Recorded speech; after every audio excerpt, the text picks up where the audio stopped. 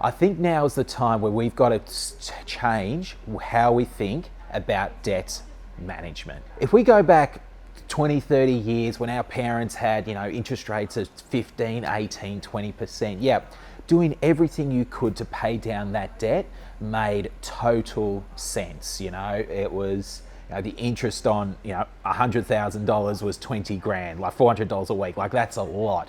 So, we've been so ingrained about paying off our debt, paying off our debt, paying off our debt. But things have changed. Interest rates at the moment are in the low twos. In fact, as we're currently saying, you can get 1.99% fixed interest rate for 3 years. The conversation on debt probably needs to change a bit. As an example, I've been saying for a very long time when it comes to your HELP debt, there's no real benefit of repaying your HELP debt early because there's no advantages of paying off debt early, and it's the cheapest debt you're ever going to get. The interest rate on your HELP debt was 1.8% last year. And now we've got mortgages at 1.99%. So I would seriously I think that wisdom and logic of paying off your debt as being your sole focus, I think needs to change. At the end of the day, we look at this philosophy called a dollar saved is a dollar earned. If we go back five years ago when interest rates were 6 to 8%, if we could get, you couldn't get better returns than 6 to 8% guaranteed. It just wasn't available. It still probably isn't. But now that interest rates are 2 to 3%, I would argue it's actually quite easy to get better returns long term than 2 to 3%. Actually, it's pretty simple. Just don't put it in a bank account.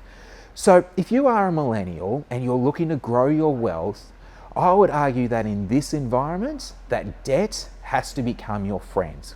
Yes, debt can be dangerous in the wrong hands. Yes, you can have debt which is as high as 40% and debt on, cars or, credit cards or personal loans, they're bad. But debt can be your friend.